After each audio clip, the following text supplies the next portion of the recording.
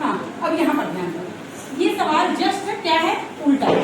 हमने भी क्या किया था, उभयनिष्ठ निकाला था, इसमें उभयनिष्ठ ऑलरेडी निकला हुआ है, हमको इस उभयनिष्ठ को अंदर ले जाकर के इसको क्वेश्चन इजी है। अब देखो बहुत आसान इसका नियम है, सबसे पहले इस x का गुणा आप ये पहले वाले के साथ, तो ये हो जाएगा x गुणित 1, है ना, ये काहे का चिन्ह है, आप ऋण लगा दीजिए। अब इस x का गुणा इसके साथ, x गुणित 3y की घात 2, तो x को हम 1 के साथ गुणा करेंगे बेटा तो क्या आएगा, क्योंकि 1 के साथ हम जिस अंक का भी गुणा करते हैं वही सेम आता है, तो ये हो गया हमारा x ऋण, इसके साथ तो गुणा करने के कुछ है ही नहीं, 3y की घात अलग है, 2 x तो है ही नहीं, तो ये हमारा हो जाएगा 3xy की घात 2। आसान है, बस हमको ये बाहर वाला जो कॉमन उभयनिष्ठ लेना है। देखो इसके पहले जब हमने क्वेश्चन आंसर किया था तो दोनों में से कॉमन को निकालते थे बाहर, मतलब ये दोनों को ले जाके गुणा होगा। अब इसको आप लिख दीजिए x 3xy की घात 2, क्लियर हो गया, कोई डाउट, आगे चलते ये वाला सवाल। अब देखो इस सवाल में एक नया चीज है, सामने एक माइनस है, तो हमको इस माइनस का भी गुणा अंदर करना पड़ेगा।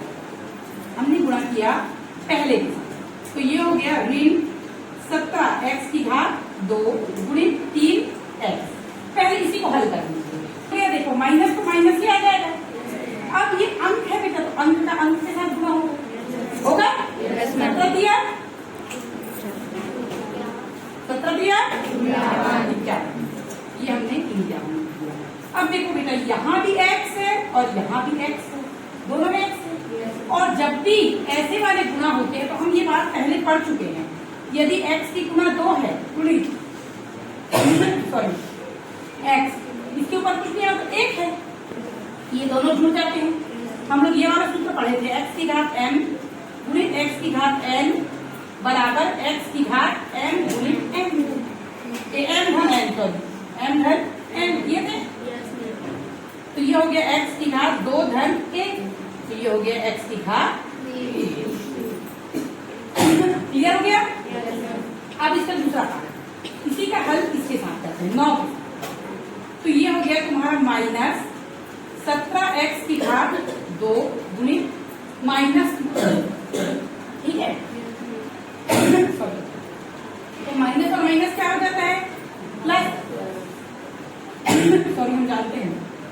अब ये 17 है और ये 9 है, ये दोनों का गुणा होगा, 17 नहीं है क्या होता है, 153 होता है, तो ये हो गया 153, और ये x है, x की घात,